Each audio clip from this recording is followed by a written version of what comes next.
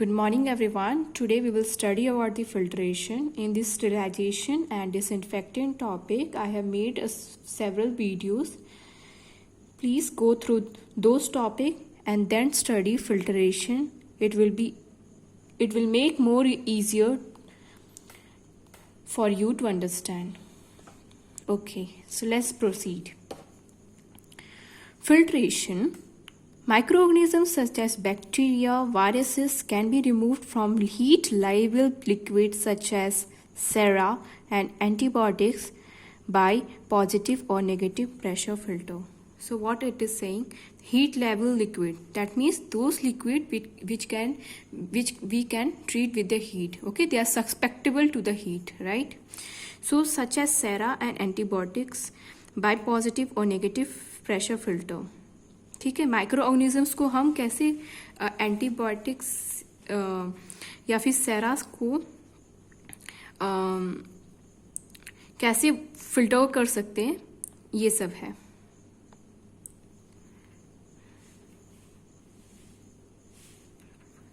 ठीक है, तो माइक्रो ऑर्गेनिजम्स को आप सेरा और एंटीबायोटिक्स से कैसे रिमूव कर सकते हो?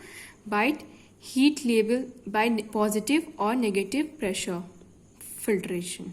Okay, the filter disc also help to concentrate bacteria from liquid. Example in testing water sample for cholera, vibrio और typhoid bacilli. तो कई सारे फिल्टर डिस्क अवेलेबल है, जैसे कि हम फिल्टर यूज़ करते हैं होम में.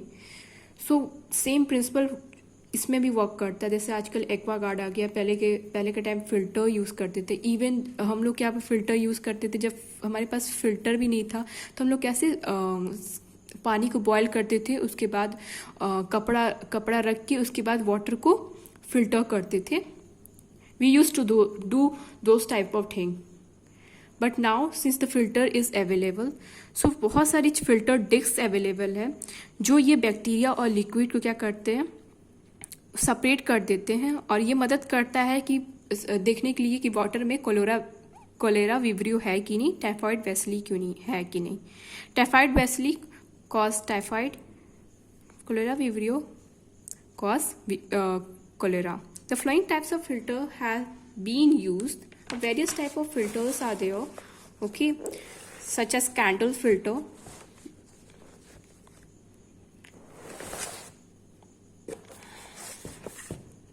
So various type of filters are available, like candle filters is available, are manufactured in different grades of porosity. That means उनके पास जो होता है different मतलब कि छोटे पोर्स, बड़े पोर्स, बहुत स्मॉलेस्ट पोर्स छेद होता है उनमें, have been used widely for purification of water for industrials and drinking purpose.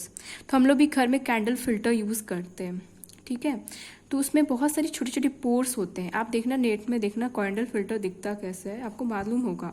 ठीक है, उसमें बहुत छोटे छोटे पोर्स होते हैं, छोटे छोटे छेद होते हैं. तो ये जो होता है इंडस्ट्रीज में बहुत ज़्यादा यूज़ कराया जाता है फिल्ट्रेशन के लिए, और ड्रिंकिंग पर्पस के लिए भी यूज़ किया जाता है. तो दे आर 2 टाइप्स. तो 2 टाइप्स के कैंडल फिल्टर होते हैं. Unglazed ceramic filter, example Chamberland and Dalton filter, and diatomaceous earth filter, example Birkefield and Mandela filter. Okay, so ये सब जो है नेम है, इसको प्लीज़ नेट में देख लेना, उतना इम्पॉर्टेंट तो नहीं है ये सब. एब्स्टॉस फिल्टर्स आर डिस्पोजेबल. जो एब्स्टॉस टाइप का फिल्टर है, जब इमेज सी में दिख रहे हो, it is a asbestos filter. Okay, are disposable. इसको आप डिस्पोज कर सकते हैं. Single use disc. ठीक है, They are highly absorbing capacity and tend to alkalinize filter liquid. तो इनके पास क्या होता है, किसी भी चीज़ को एब्जॉर्ब करने की हाई टेंडेंसी होती है. And tend to alkalise filter liquid. ठीक है, जो लिक्विड है उसको फिल्टर कर सकता है. Carcinogenic potential of asbestos has discourage their use. But asbestos filter बहुत अच्छा तो नहीं माना जाएगा, क्योंकि इनका जो हम लोग यूज़ कर रहे हैं तो कार्सिनोजेनिक इफेक्ट है, मतलब कि इट कैंसर सेल्स को प्रोडक्शन कर रहा है ये.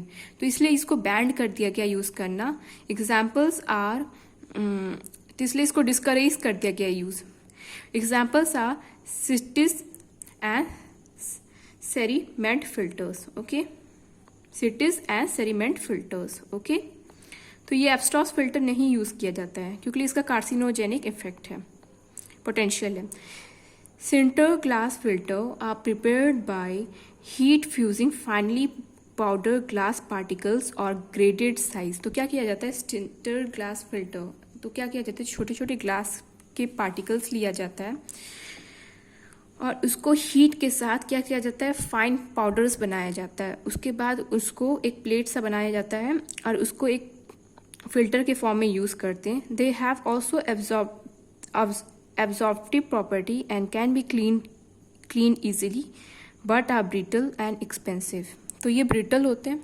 Okay, it can get break and it is very expensive. ठीक है, तो जो ग्लास पार्टिकल्स को ब्रेक डाउन किया जाता है हीट से और इसको हम स्मॉल स्मॉल पोर्स बनाया जाता है और इसको हम फिल्टर के फॉर्म में यूज़ करते हैं. बट ये बहुत ज़्यादा एक्सपेंसिव है और इवन टूटने की इसकी चांसेस होती है. मेम्ब्रेन फिल्टर बहुत अच्छा है, मेड ऑफ सेलुलोज एस्टर और other polymer and largely replaced by other types of filter. So what is saying that cellulose ester or other polymers, तो ये बहुत प्लास्टिक के पॉलीमर्स हो गया या मोनोपॉलीमर्स हो गया और छोटे छोटे पॉलीमर्स से मिलकर बना रहता है. ये they are utilely use in water purification and analysis. ये बहुत ज़्यादा यूज़ किया जा रहा है वाटर प्योरिफिकेशन के लिए और एनालिसिस. तो मेम्ब्रेन फिल्टर बहुत अच्छा है. स्टिलाइजेशन एंड स्टिलिटी टेस्टिंग, इवन तो हम लोग कैसे पानी का स्टिलाइजेशन टेस्ट करने के लिए, स्टिलिटी टेस्टिंग के लिए, for preparing solution for parenteral use, जो सोल्यूशन हम बना रहे हैं हम स्किन के अंदर यूज़ करना चाहते हैं तो उसके लिए भी मेम्ब्रेन फिल्टर से उसको प्यूरिफाई करके यूज़ किया जाता है. They come in wide range of variety pore diameter, so average pore diameter, so इनका बहुत सारे पोर डायमीटर के फॉर्म में आता है.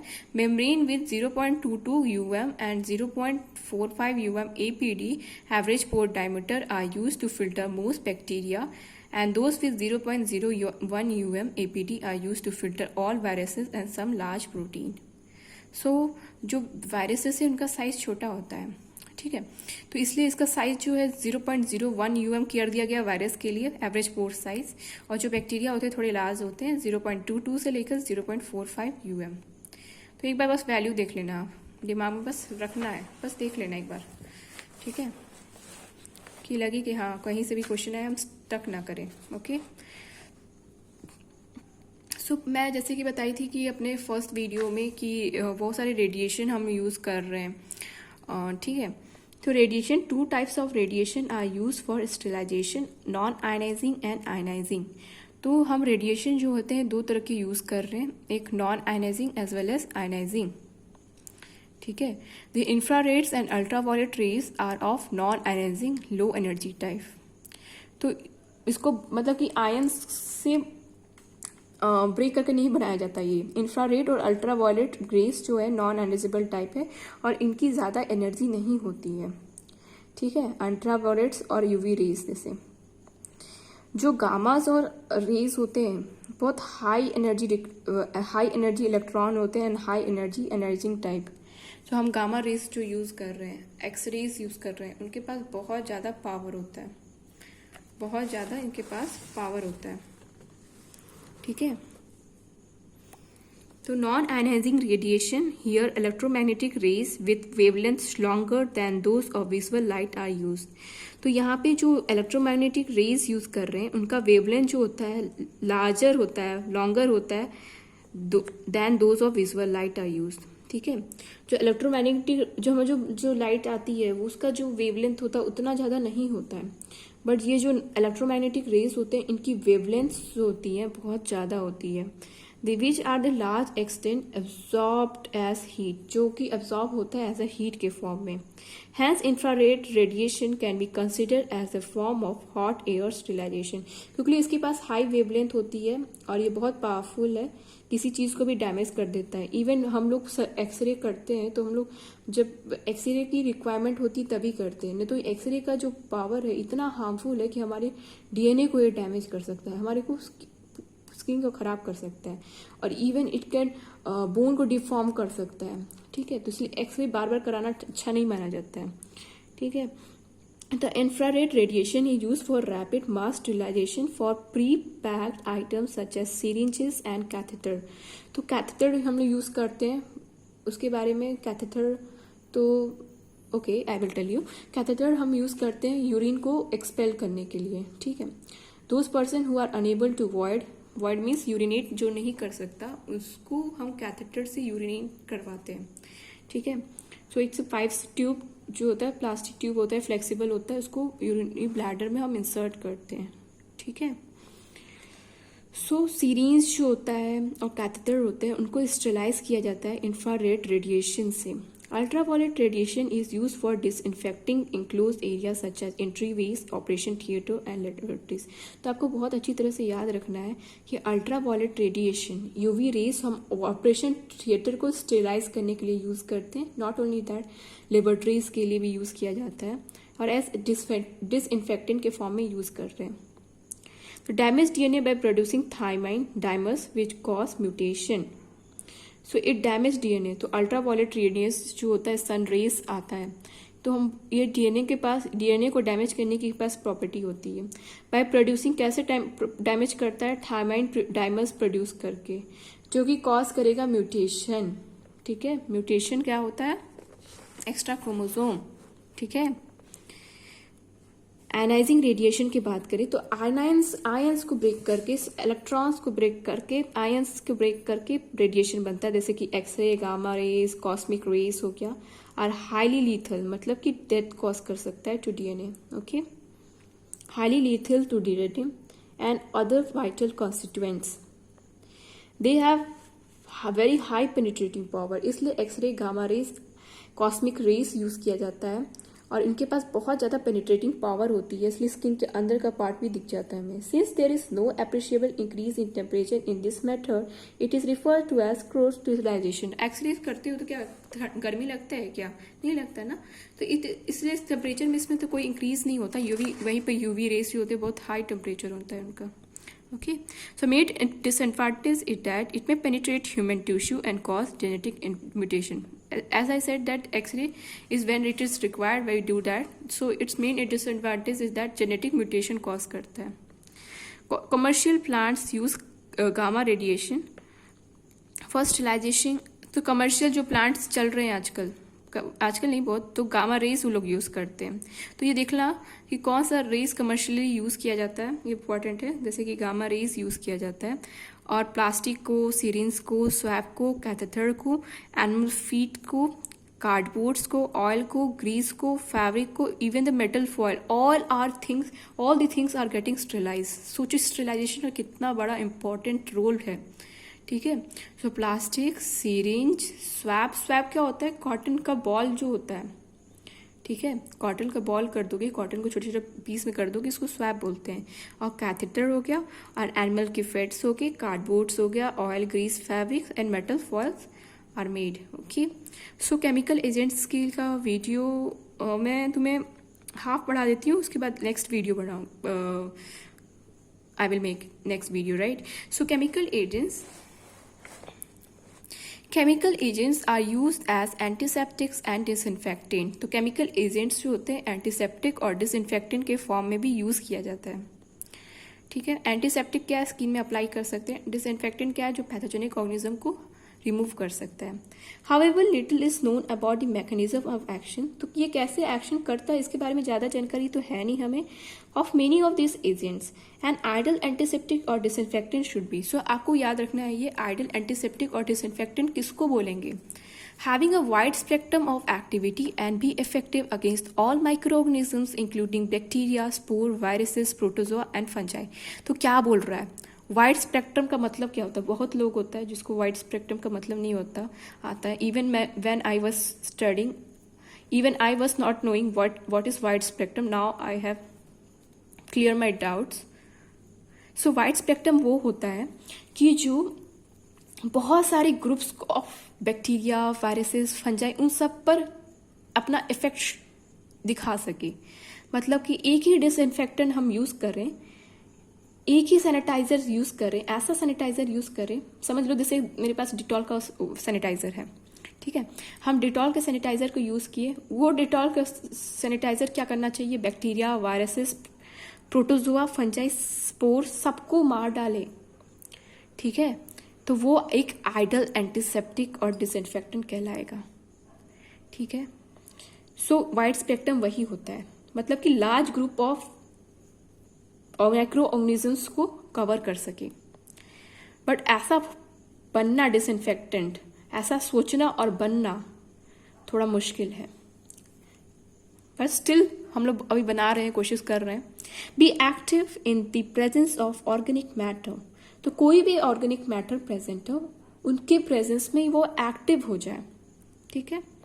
Be effective in acidic as well as alkaline medium, ऐसा नहीं होना चाहिए कि सिर्फ एसिडिक मीडियम में यूज किया जा सकता है, बेसिक में नहीं यूज कर रहे हैं हम, अल्कलाइन मीडियम में नहीं यूज हो रहा है, ऐसा नहीं होना चाहिए।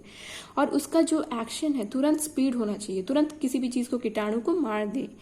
और उसके पास हाई पेनिट्रेटिंग पावर होना चाहिए, मतलब कि बैक्टीरिया में अच्छी तरह से घुस जाए उनको और पूरी तरह से उसको डैमेज कर दे, तो उनके पास हाई पेनिट्रेटिंग पावर होना चाहिए और ये स्टेबल होना चाहिए।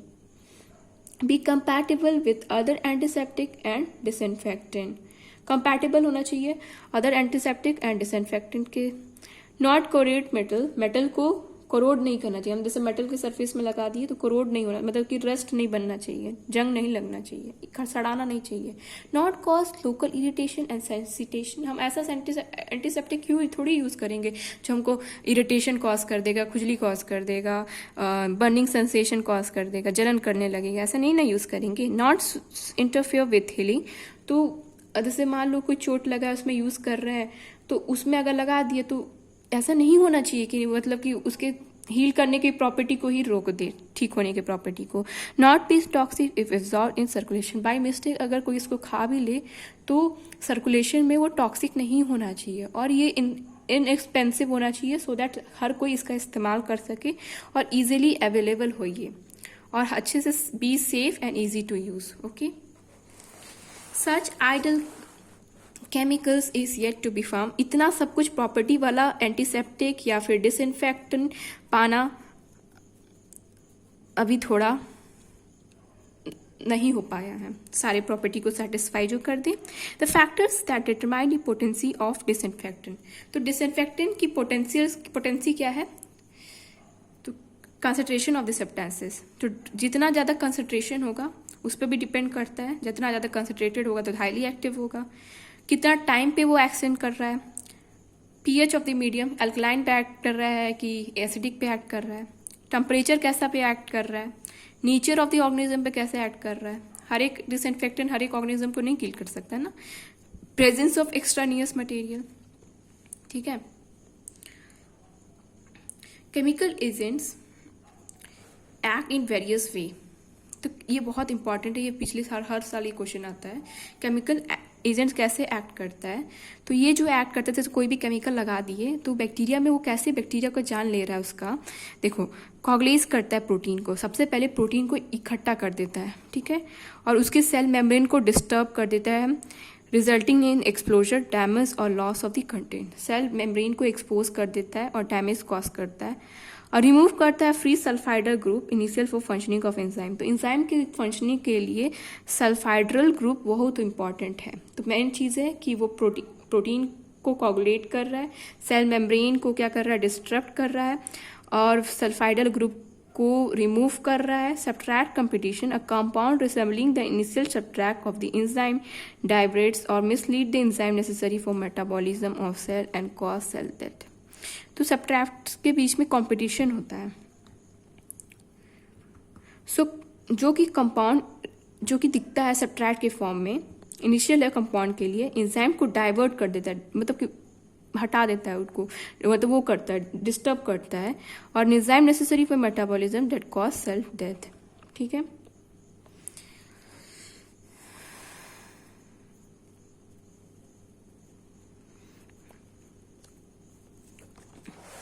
Okay, so this we will study about this. So environmental and skin disinfectant कई सारी क्लास हैं, जैसे कि हाइपोक्लोराइट है, फिनॉल्स है, क्लोरोक्सिनॉल है, क्लोरोजाइनोल है, अल्कोहल है, आयोडीन है, क्लोरहेक्सिडाइन है, क्वाटरनरी अमोनिया कंपाउंड। तो हाइपोक्लोराइड का एग्जाम्पल जैसे कि ब्लीच आ गया, ब्लीच यूज किया जाता है, सोडियम हाइपोक्लोराइड सॉल्यूशंस। तो जनरल पर्पस डिसइंफेक्टेंट, तो हाइपोक्लोराइड क्या होता है, एक डिसइंफेक्टेंट के फॉर्म में एक्ट करता है, ठीक है।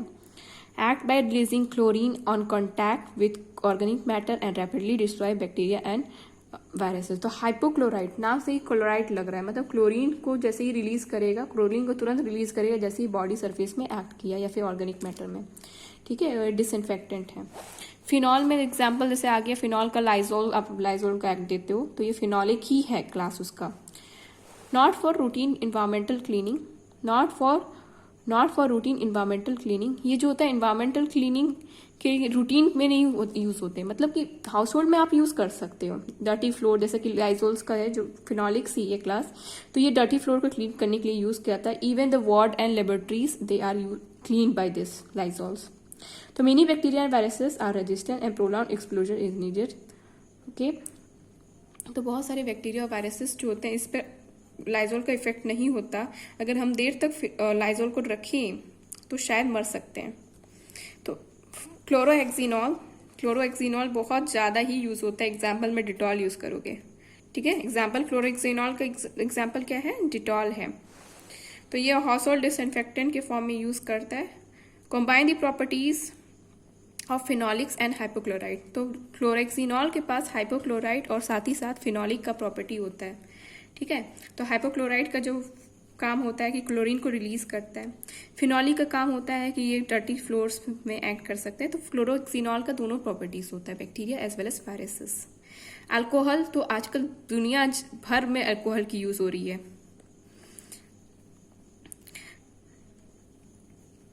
सो अल्कोहल में क्या आएगा, एग्जाम्पल आएगा इथाइल अल्कोहल और isopropyl alcohol. So skin disinfectant है, ये स्किन में अप्लाई कर सकते हैं।